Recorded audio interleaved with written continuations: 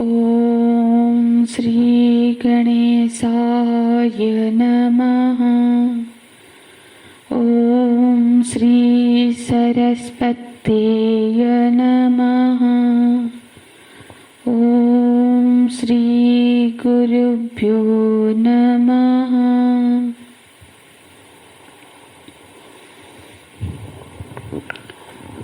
श्लोक नंबर 40। नेहाभिक्रमनाशोऽस्ति प्रत्यवायो न विद्यते स्वल्पमप्यस्य धर्मस्य त्रायते महतो भयात्। त्रायते महतो भयात्।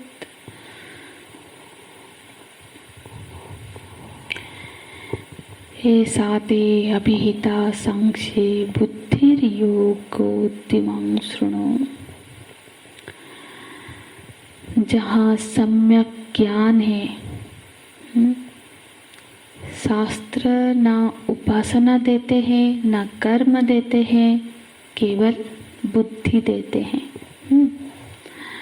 शास्त्र से बुद्धि की प्राप्ति होती है। बुद्धि योगो तुमं शृणु। भगवान बोलते मैं योग की बुद्धि बताने जा रहा हूँ। तो भगवान ने योग तो कह दिया, मतलब उसको चाहे हम कर्म योग कहे, भक्ति योग कहे, ज्ञान योग कहे, पर उपाय ये योग है। तो उपाय क्या है? उपाय योग एक उपाय है। मतलब उपाय है मतलब कहीं और पहुंचना है। ज्ञान में, सांख्य योग में पहुंचने के लिए, सांख्य में पहुंचने के लिए योग उपाय है, साधन है। तो उपाय माने जो आय न हो। आय आमदनी, मतलब जो खुद आय नहीं है, खुद आमदनी नहीं है, पर जो आमदनी के पास पहुंचा दे, उसका नाम उपाय है। तो असल में तो यदि कोई दे सकता है तो वो बुद्धि दे सकता है ना। बुद्धि ठीक होने से मन ठीक होगा, और मन ठीक होने पर कर्म ठीक होगा, ज्ञान ठीक होने पर कर्म ठीक हो जाता है। तो हमारा शास्त्र तो पहले बुद्धि ही ठीक करता है, फिर मन और कर्म। मन और कर्म तो फिर अपने आप ही शुद्ध होने लगती है। तो शास्त्र बुद्धि को शुद्ध करता है। ये साथे अभिहिता सांख्ये बुद्धि योगम त्रिमा शृणु। अब इस बुद्धि योग की भगवान महिमा बताते हैं, क्योंकि महात्म्य का ज्ञान होने से उसके बिना मनुष्य की प्रवृत्ति नहीं होती है उस पर, है ना। तो अब आगे के इस 40वें श्लोक में भगवान योग बुद्धि की महिमा का गान कर रहे हैं। बोलते हैं नेहाभिक्रम नास्वस्ति प्रत्यवायो न विद्यते स्वल्पम अप्यस्य धर्मस्य त्रायते महतो भयात्। ये महिमा है योग की। तो महिमा क्या है? बोलते हैं पार्थ, इस योग बुद्धि में 3 तरह के दोष नहीं होते हैं। पहला क्या है? श्लोक देखेंगे। पहला है नेहाभिक्रम नास्वस्ति, न इह अभिक्रमः नास्वस्ति। उसको विच्छेद कर लेंगे। तो ये पहला है। दूसरा बोलते हैं प्रत्यवाय न विद्यते। योग विधि में प्रत्यवाय दोष भी नहीं लगता है। दूसरा हो गया, मतलब एक हो गया अभिक्रम नाश नहीं होता है, और दूसरा है कि प्रत्यवाय दोष भी नहीं लगता है। 2 गुण हो गए। और तीसरा स्वल्पम धर्मस्य, स्वल्पम अप्यस्य धर्मस्य त्रायते महतो भयात्। स्वल्पम अप्यस्य, ये तीसरा है। मतलब यहाँ धर्म मतलब यहाँ योग बुद्धि। इस योग बुद्धि का स्वल्प मतलब थोड़ा सा भी अनुष्ठान करने से ये महतो भयात्रायते, वो बहुत महान भय से पार ले जाता है। ये इस योग बुद्धि की विशेषताएं हैं। थोड़ा सा भी इसका अनुष्ठान करने से महत भय से, बहुत बड़े बड़े भय से भी ये तार देता है। तो अब इसको समझते हैं। 3 बातें हैं, समझ क्या है। पहला, नेहा विक्रम ना स्वस्ति, अभिक्रम न इह, अभिक्रम। अभिक्रम माने क्रम, माने क्रम क्या होता है, आगे बढ़ना।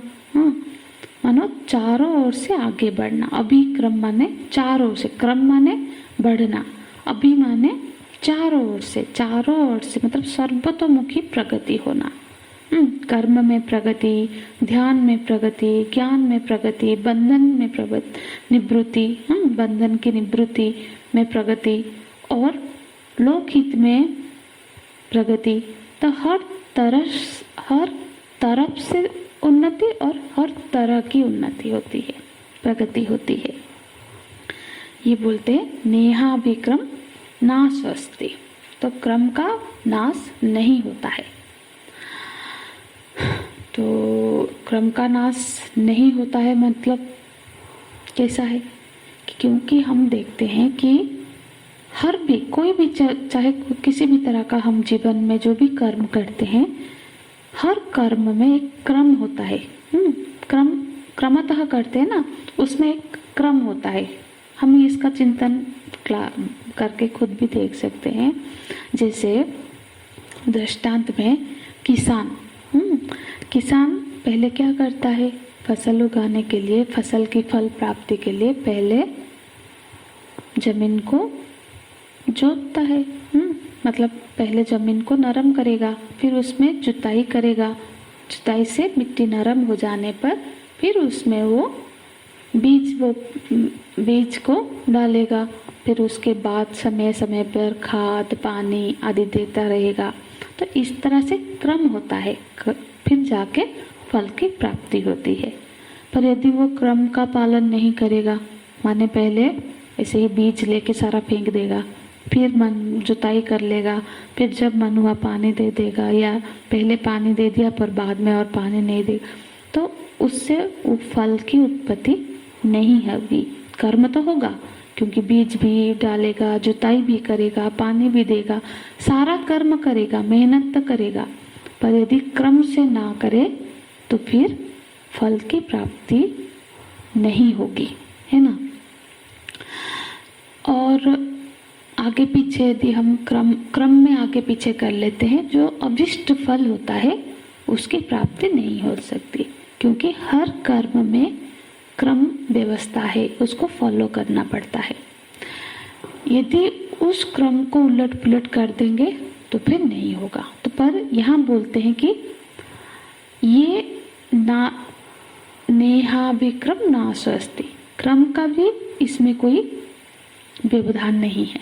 मतलब क्रम पालन करे ना करे उससे कोई फर्क नहीं पड़ता।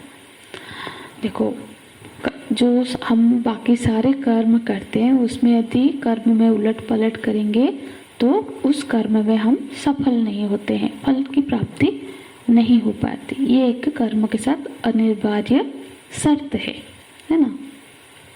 और दूसरा क्या बोलते हैं कि प्रत्यवायन विद्यते। दूसरा मतलब जो नित्य नैमित्तिक कर्म है, मतलब जो भी हमारा प्रतिदिन निमित्त जो कर्म है वो न करने से हमको एक दोष लगता है, प्रत्यवाय दोष। बोलते ना अकारणे प्रत्यवाय, नहीं करने से ये दोष होता है। प्रत्यवाय मतलब कोई, प्रत्यवाय का अर्थ मतलब प्रतीप प्लस अब। प्रत्यवाय, प्रति माने उल्टा, अब माने अधः। तो नीचे की विपरीत और नीचे की गति होती है। मतलब प्रत्यवाय दोष लगता है, मतलब हम जहाँ है उससे विपरीत, उल्टी या फिर नीचे तरफ की हमारी गति हो जाती है। हाँ, यदि हम कोई काम कार्य नित्य कर्म नित्य ना करें तो सिर्फ नित्य कर्म ना करे उससे ही नहीं, मतलब नित्य कर्म ना करे तो दोष लगता है, और उसको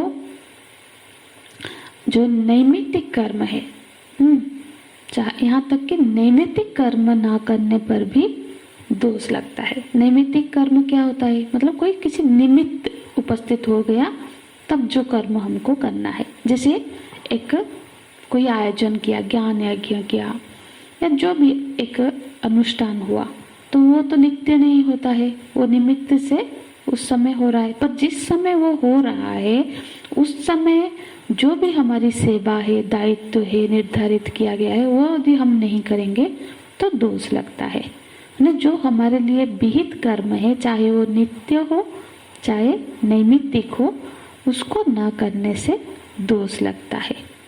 जैसे गृहस्थ है, जॉब तो करना है या फिर व्यापार करना है, जो है वो तो नित्य है, उसको प्रतिदिन करना होता है। यदि वो प्रतिदिन वो नहीं करेगा तो वो दोष होता है। तो हर कर्म के साथ ये शर्त जुड़ा है कि उसमें क्रम भी होता है, उसको ना करने से दोष लगता है, प्रत्यवाय दोष होता है। अब तीसरा है हर कर्म की एक निश्चित मात्रा है, क्वांटिटी, तभी ये अपने अभीष्ट फल को प्रदान करेगा। जब कर्म करने का जो मात्रा, जितनी क्वांटिटी में उसको करना है, तब जब हम उतनी क्वांटिटी से करेंगे तभी जाके वो फल देगा। थोड़ा सा कर लिया तो फल नहीं मिल जाएगा। किसी पेड़ को लगा लिया, बस 2 बूंद पानी डाल दिया, फिर नहीं, जितना उसको क्वांटिटी में उसको देना है उतना ही देंगे, तभी वो जी के बड़ा होगा। हर काम में, अब भोजन कर रहे, उसको जितना समय पकाना है, जितना उसको बस नहीं कि चढ़ा दिया उतार दिया तो नहीं होगा। उसका एक निर्धारित मात्रा है हर कर्म की। खुदाई करनी है तो कितनी, कहाँ तक खुदाई करने से पानी निकलेगा, तो वो मात्रा करने पर ही हमारा जो अभीष्ट फल है, जिसको चाहकर हम वो कर्म कर रहे हैं, वो कर्म तभी बनेगा जितना उसका शर्त है कि इतना समय पकाने से वो पकेगा।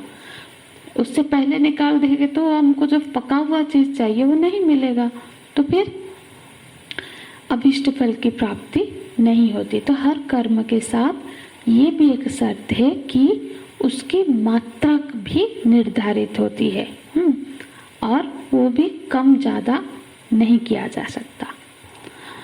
पर इस श्लोक में अब भगवान क्या बोल रहे हैं, ये जो योग बुद्धि है, योग बुद्धि के बारे में बताते हैं कि उसमें ये तीनों ही शर्त नहीं है।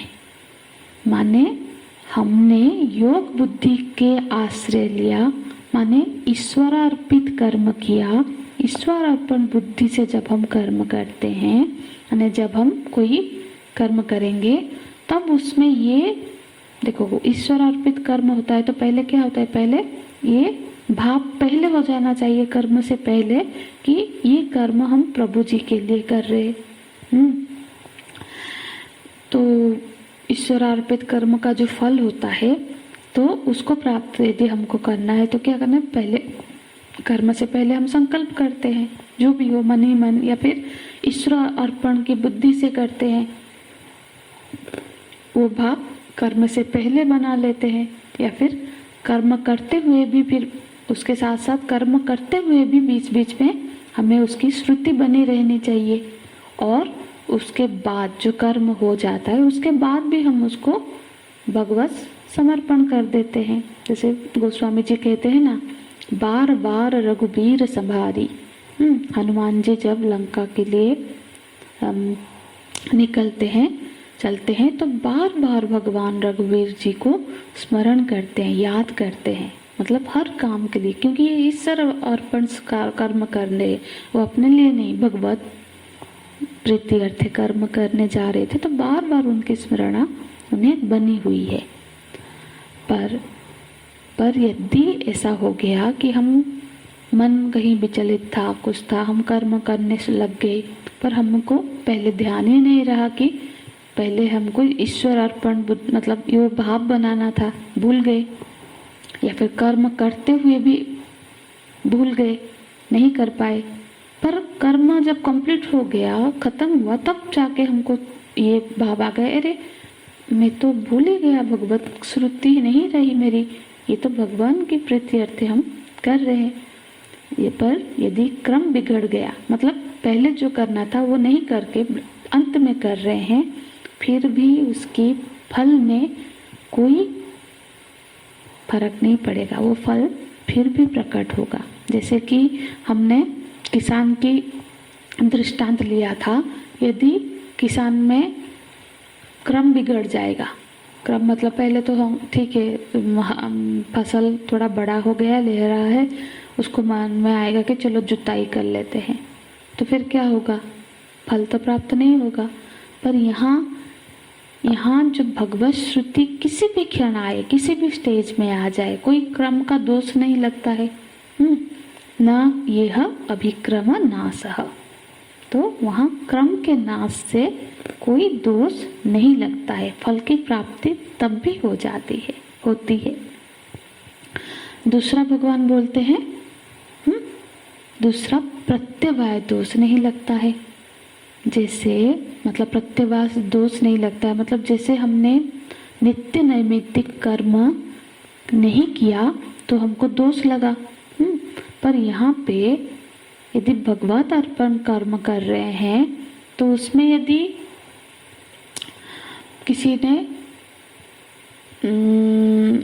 हम मतलब दोष नहीं लगता है, मतलब जीवन जैसा चल रहा था वैसा ही चलता है। जैसे हम लोग सब तो ऐसे कर्म कर ही रहे हैं, है ना, हम तो सारा अपना व्यापार करते हैं, अपने ही कर्ता भोक्ता बन के सारा कर्म करते हैं, फल की भी प्राप्ति होती है। भगवान को अर्पण नहीं किया बोल के उसके फल तो प्राप्ति होने से बंद नहीं होता है। जैसा कर्म करते हैं उस तरह से फल भी प्राप्त होता ही है। किया तो भगवत अर्पण का योग, कर्म योग, जो कर्म योग बुद्धि का फल प्राप्त होगा। नहीं किया तो कोई दोष तो नहीं होता है, कोई तो डंडा लेके नहीं कि भगवान को अर्पण नहीं किया तो फल नहीं प्राप्त होगा। जैसा कर्म किए हैं वो फल अपने आप, वो तो फल प्राप्त होता है। पर योग बुद्धि के बुद्धि नहीं बनाया उससे कोई दोष नहीं होता है। जैसे कि निष्काम भाव से कोई दूध लेके या चाय बनाकर ला रहा है किसी की सेवा के लिए, किसी के लिए, और हाथ से गिर गया, क्योंकि वो किसी की सेवा भाव से किसी के लिए वो कर रहा था, गिर गया, तो फिर कोई दूसरा तो उसको फिर डांटने वो करने नहीं लगता है ना, जो वहाँ गेस्ट बैठे हैं या फिर जिसके लिए वो सेवा करने के भाव से वो कर रहे थे, बल्कि वो और पूछेंगे, अरे आपको चोट तो नहीं आई, गरम आप पे तो नहीं गिरा, अपराध तो नहीं हो जाएगा। पर वहीं पे यदि कोई तनख्वाहदार, तनख्वाह पे रखा हुआ नौकर होगा या फिर कोई सी होटल में वो काम करने वाला हो, उसने गिरा दिया, तो फिर क्या होगा, एक तो उसको डांट भी पड़ेगी, सजा भी मिलेगी और नौकरी से भी निकाल दिया जाएगा। तो वहाँ पे दोष हुआ। पर यहाँ क्योंकि वो सेवा भाव में था, यहाँ कोई दोष तो नहीं होता है, निष्काम कर्म में वो नहीं लगता है, क्योंकि प्रेम से सेवा करने जाओ, वहाँ कोई गलती भी हो जाए तो भी गलती नहीं मानी जाती है। इसलिए बोलते हैं प्रत्यवाय न विद्यते, भगवत श्रुति नहीं हुई बोल के कोई दोष वहाँ नहीं होता है। और तीसरी बात, तीसरी जो ईश्वर अर्पण बुद्धि से उसको भगवान के कुछ किंचित मात्रा से भी हो, क्योंकि वहाँ कोई ईश्वर अर्पण बुद्धि में कोई मात्रा निर्धारित नहीं है कि इतना जाप करेगा तो मैं मिलूंगा, इतना पूजा करेगा तो कृपा मिलेगा, ऐसा नहीं होता है। मात्रा का कोई निर्धारण नहीं है। फल जितना, मतलब फल जितना है, जैसा है वो उतना मात्रा में ही मिलती है। तो फिर अब दूसरे कर्म में हम मात्रा का यदि ध्यान नहीं रखेंगे तो फिर उस अभीष्ट फल की प्राप्ति तो हमको नहीं होगी। जैसे कि किसी को पीएचडी की डिग्री चाहिए तो फिर उसको 10th एग्जाम स्कूलिंग कंप्लीट करनी पड़ेगी, फिर ग्रेजुएशन, फिर पोस्ट ग्रेजुएशन, फिर पीएचडी, तब जाके होगा। हाँ, और वहाँ पे उसको क्रम का भी वही उतना पढ़ना पड़ेगा, उस यदि पीएचडी की डिग्री चाहिए, और उससे कम में तो नहीं होगा। और साथ ही साथ क्रम भी अलग नहीं कर सकता कि पहले ग्रेजुएशन पढ़ लिया फिर स्कूलिंग करेगा, वो भी नहीं कर सकता। जितनी मात्रा में, जितने तक पढ़ने से वो डिग्री मिलता है, उतना कंप्लीट करने पर ही वो डिग्री प्राप्त होती है, निश्चित है ये। लेकिन ये जो योग बुद्धि है उसमें मात्रा निर्धारित नहीं है, बस ये है कि अधिकस्य अधिकम फलम, जितना अधिक होता जाएगा उतना अधिक फल प्राप्त होता जाएगा, है ना। पर फल प्राप्त होगा, थोड़ा सा भी हो तब भी उसका भी फल प्राप्त होगा। कश्चित भी भगवत आराधना हुई हो तो, भगवत समर्पण हुआ हो तो वो भी फल देता है। स्वल्पम अपि धर्मस्य, थोड़ा भी इस मार्ग में भगवत स्मरण किया है, आराधना किया है, पूजा किया है तो क्या होता है, त्रायते महतो भया, माने बड़े से बड़े विपत्ति से भी वो तर देती है, रक्षा हो जाता है। माने जीवन में कुछ क्षण भी के लिए भी भगवत याद किया है, हम भगवान का आराधना किया है, उनकी उपस्थिति को उन पे समर्पण हुए हैं, तो फिर क्या होता है ना, कोई कैसे भी परिस्थिति आए फिर भय नहीं लगता है, क्योंकि मेरे प्रभु जी है। और नहीं तो नहीं, यदि भगवत समर्पण बुद्धि ना हो तो फिर तो आदमी असहाय बन के टूट ही जाता है ना। लेकिन उचित समय पर किंचित भगवत श्रुति भी हो जाती है तो फिर तो उसको भयभीत, और कोई भी परिस्थिति, कैसी भी परिस्थिति फिर उसको भयभीत नहीं कर पाता। त्रायते महतो भयात, मतलब थोड़ा सा भी इस मार्ग में आगे गए तो ये महान भय से तुम्हारी रक्षा कर देगा, करने वाला है ये। अब आगे इस योग बुद्धि की वर्णन करते हैं, जो कि हम कल की कक्षा में देखेंगे। हरि ओम तत्सत्। ओम पूर्णमदः पूर्णमिदं पूर्णात् पूर्णमुदच्यते पूर्णस्य पूर्णमादाय पूर्णमेवावशिष्यते। ओम शांति शांति शांतिः। हरिः ओम। श्री गुरुभ्यो नमः। हरिः ओम।